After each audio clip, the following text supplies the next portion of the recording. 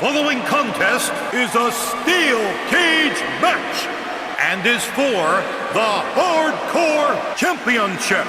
This match can be won by pinfall, submission, or escaping the cage.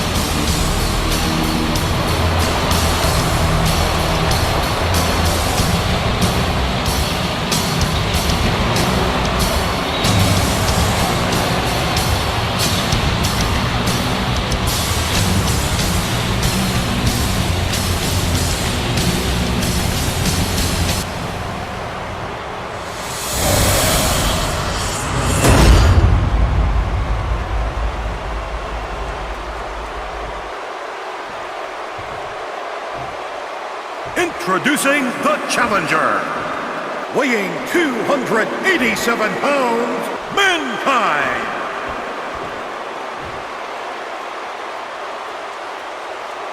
And his opponent, from the Department of Corrections in Cobb County, Georgia, weighing 357 pounds, he is the Hardcore Champion, the Big Bossman.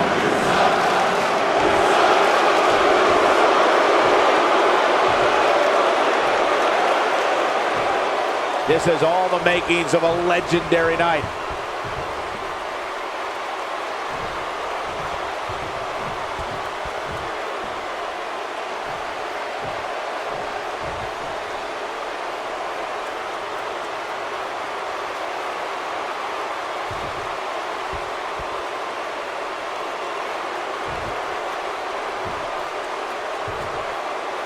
Look out. Here we go with the steel cage match. Wow.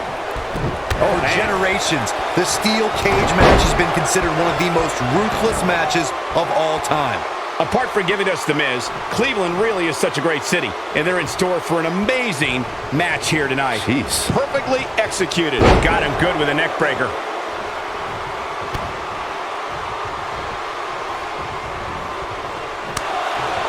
Gotta wonder how this is going to end, Byron. Whatever happens, it's not going to be good. I can tell you that. That'll cause some serious physical pain.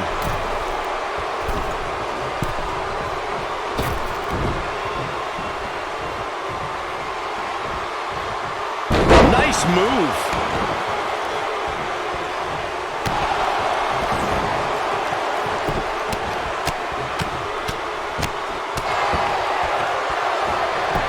Looking for the quick pin. Too soon. Ooh.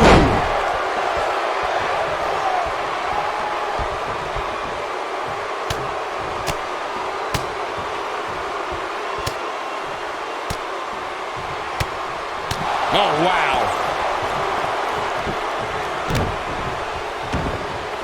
The champ's starting to sweat. He's a true champion. I suspect he has plenty of fight left in him. This is all part of the process, guys. He knew he would take on some offense here tonight. He just has to make sure he keeps it to a minimum. Nicely done. Oh, I think this man means business. Nice move.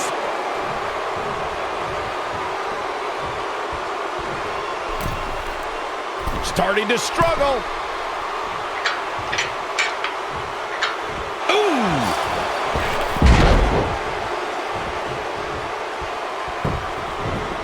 He's fighting from underneath.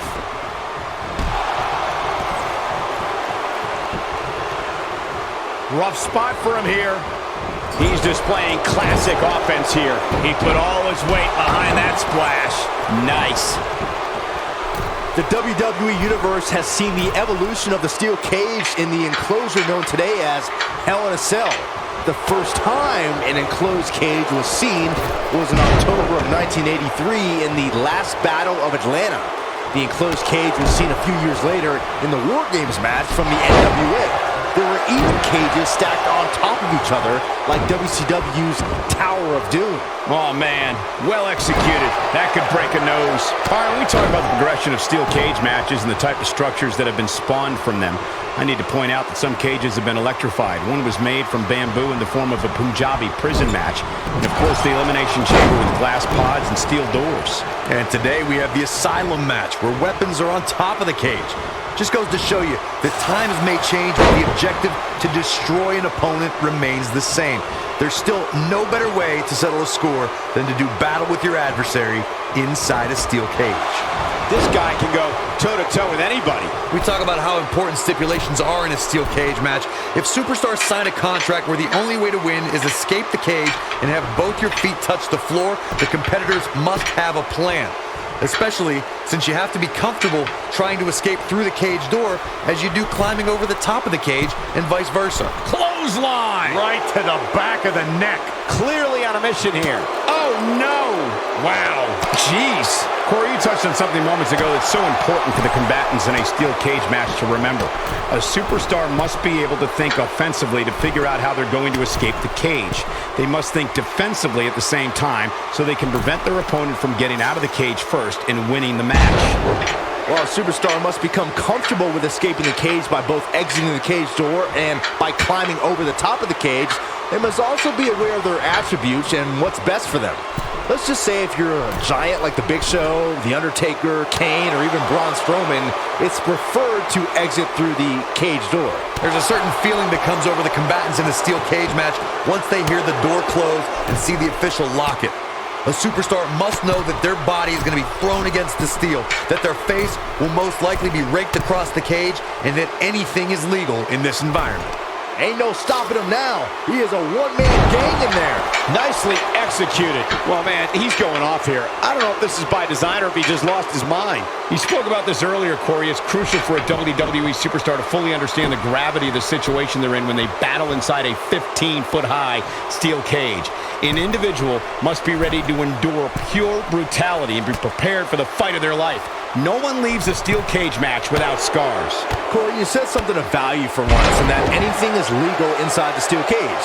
To that point, something else we've seen over the years is interference. Whether it's The Undertaker coming up through the ring or John Cena getting bashed in the head with the cage door from the outside, it's all legal in the cage. The steel cage is a massive enclosure that stands 15 feet in height. Open the history books. We've got a new champion.